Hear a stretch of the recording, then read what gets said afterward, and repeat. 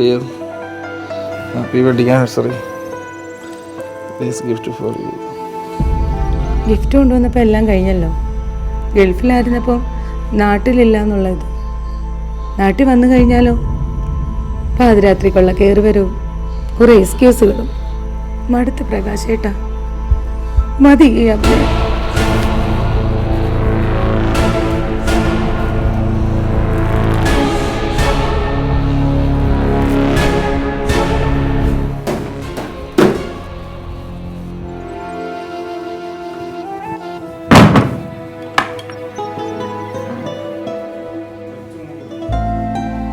Homework complete ചെയ്തില്ലേടി?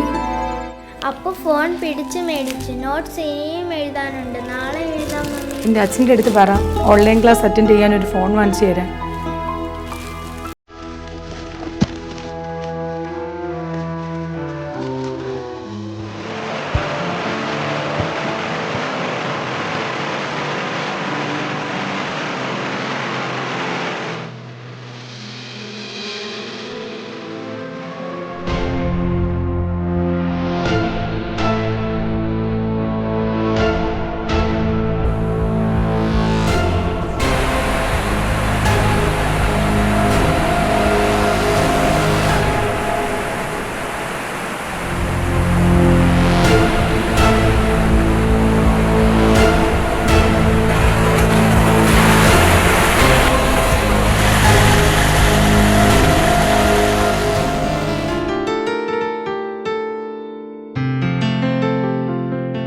ഇനി അങ്ങോട്ട് പോകും, വീട്ടിലോട്ട് പോകാൻ പറ്റില്ല.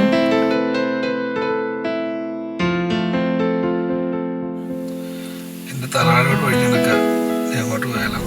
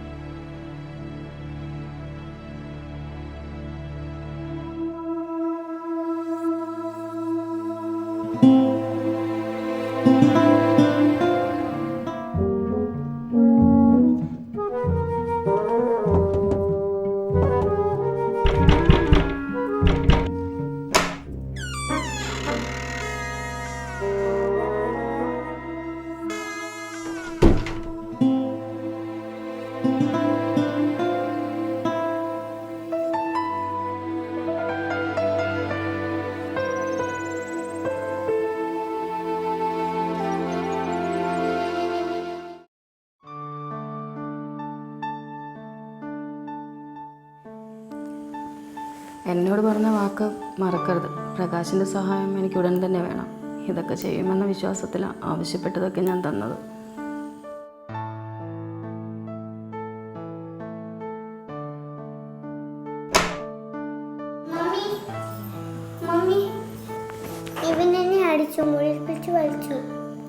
രണ്ടെണ്ണത്തിനെ ഉറക്കി കിടത്തിയിട്ടല്ലേ ഞാൻ ഇങ്ങോട്ട് വന്നത്. അസത്ത് പോയി കിടന്ന് ഉറങ്ങടി. പുറത്തടിച്ചു. എന്റെ ടാപ്പ് കേടാക്കിയോണ്ടല്ലേ. നിനക്കത്തിരി കുറുമ്പ് കൂടുന്നുണ്ട്. ഇങ്ങോട്ട് വാടാ, ഇവിടെ വാടി.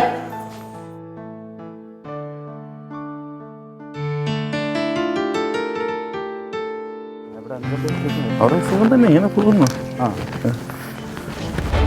വേണോട്ടാ, നമ്മളെ കൺവെട്ടത്തിൽ ഈ അഴിഞ്ഞാട്ടം നടക്കാൻ സമ്മതിച്ചു കൊടുക്കാൻ പറ്റുമോ? ഫാസി പല തവണയായി ഇതിൻ്റെ ശ്രദ്ധയിൽപ്പെട്ടിട്ടുണ്ട്. ആ ചന്ദ്രൻ്റെ മോളെ ഓർത്താ ഇതിനെ ഇന്ന് തന്നെ കയ്യോടെ പൊക്കണം. നമ്മൾ കാരണം നാട്ടിലറിഞ്ഞ അനുഭവമല്ല കടുങ്കൈ ചെയ്യുന്നത് നമ്മളെ പേര്. ഇവന് ഗൾഫിൽ ഇതൊക്കെ തന്നെയായിരിക്കും ജോലി. അല്ലെങ്കിൽ ഉണ്ടാക്കിയ കാശൊക്കെ എങ്ങോട്ട് പോയി? നമുക്ക് ചന്ദ്രോട്ടന് തന്നെ ആദ്യം പറയാം. ഒതുങ്ങുന്നില്ലെങ്കിൽ അറ്റ കൈ പ്രയോഗം.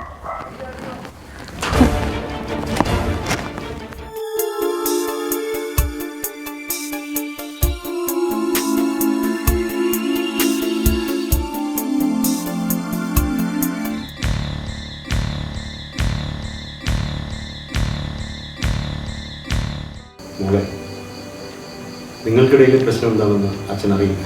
പക്ഷേ അവൻ്റെ പ്രശ്നം എന്താണെന്ന് നീ മനസ്സിലാക്കേണ്ടതാണ്.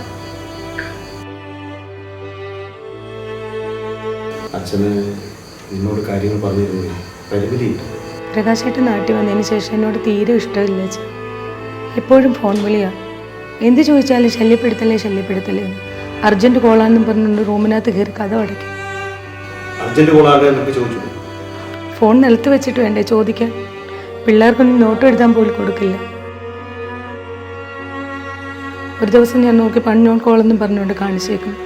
അൺനോൺ കോൾ ഉണ്ടാക്കാൻ നാട്ടുകാർ കൈവെക്കാതെ നോക്കണം. തലവരി നടക്കാൻ പറ്റില്ല.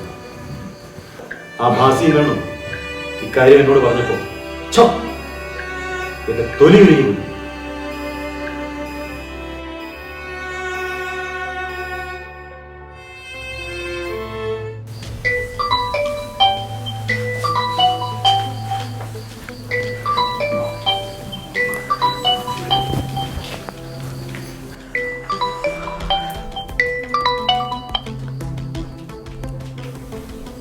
What's wrong with you, Alina? Why you are late to attend my call? Sorry, ഞാൻ ബാത്റൂമിലായിരുന്നു. സുഭാസ്ക്ക് നല്ല നിന്നെ നാട്ടിലേക്ക് അയച്ചത്. ഞാൻ എന്റെ സാധനങ്ങൾ സേഫായി കളക്ട് ചെയ്യാനാ. നിന്നെ ഹെൽപ്പ് ചെയ്യാമെന്ന് പറഞ്ഞവൻ ആരാ? പ്രകാശ്. ഞാനൊന്നും ബോധിപ്പിച്ചിട്ടില്ല. സ്റ്റുപ്പിഡ്. നീ പിന്നെ എത്ര നാൾ എന്ത് ചെയ്യുമായിരുന്നു? നീ ഇനി ഒന്നും ചെയ്യണ്ട. 2 ദിവസം അവിടെ കയറി വന്നു. ഓക്കെ.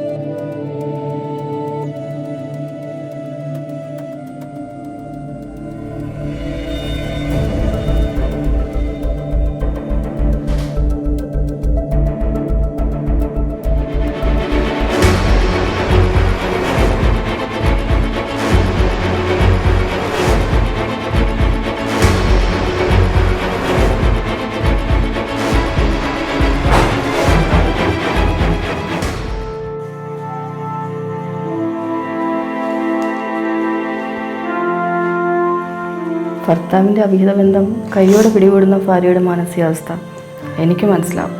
എനിക്കാരോടും കമ്മിറ്റ്മെൻ്റ് ഇല്ല. വീണടം വിഷ്ണുലോകം, അത്രേ ഉള്ളൂ.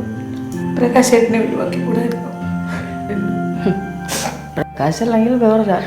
FBയിൽ ഒരു ഫ്രണ്ട് റിക്വസ്റ്റ് വന്നു. മാന്യമായിട്ടുള്ള ഇടപെടൽ. ഭാര്യ ഒഴിവാക്കുന്നു എന്ന് കേട്ടപ്പോൾ ഒരു സങ്കടം, അത്രേ ഉള്ളൂ.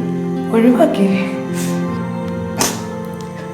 പിള്ളേരെ പഠിപ്പിക്കലും ഹസ്ബൻഡിന് ആഹാരം വയ്ക്കലും തുണിയിലക്കലും ആകുമ്പോൾ ഒരു ഭാര്യയുടെ കടമ തീരില്ല. അവൻ്റെ കാമ ശ്രമിക്കവൻ അവൾ ശ്രദ്ധാലുവായിരിക്കണം. മക്കൾ വളർന്നപ്പോൾ ഭർത്താവിനെ ഒഴിവാക്കി മക്കളെ ചേർത്ത് പിടിച്ചു. ഭർത്താവിൻ്റെ സ്ട്രെങ്തും വീക്ക്നെസ്സും ഒരു ഭാര്യയ്ക്ക് മനസ്സിലാക്കാൻ പറ്റും, സഹിക്കാനും. ഞാൻ ശരിയല്ലെന്ന് എനിക്കറിയാം. ഉപദേശിക്കുന്നതിന് തെറ്റൊന്നുമില്ല.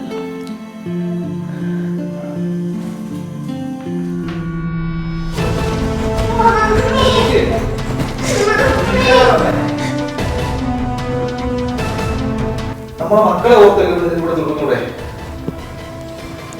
ഒരവസരം കൂടെ എനിക്ക് തരണം.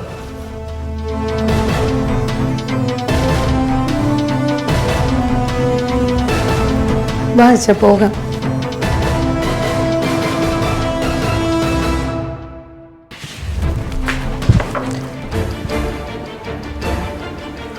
പ്രകാശ, ഞാൻ എൻ്റെ മകളെ നിന്റെ കൈ പിടിച്ചു തന്നു. അതാണ് ഞാൻ ചെയ്ത ഏറ്റവും വലിയ തെറ്റ്.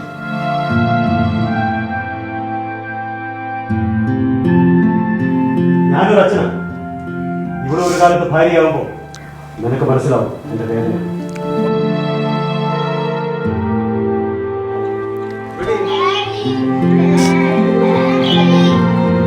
അനു, അനു,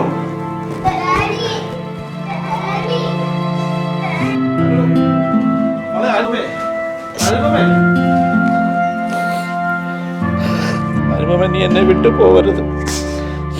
നമ്മുടെ മക്കളെ ഓർത്ത് നീ ക്ഷമിക്കും. എന്റെ തെറ്റുകൾ എനിക്ക് മനസ്സിലാവും. ഇനി ഒരിക്കലും ഞാൻ മറ്റൊരു തെറ്റിലേക്ക് പോകില്ല. എന്നെ വിശ്വസിക്കും. ആ അലീനയുടെ ചതിക്കുഴിയിൽ ഞാൻ വീണുപോയാണ്.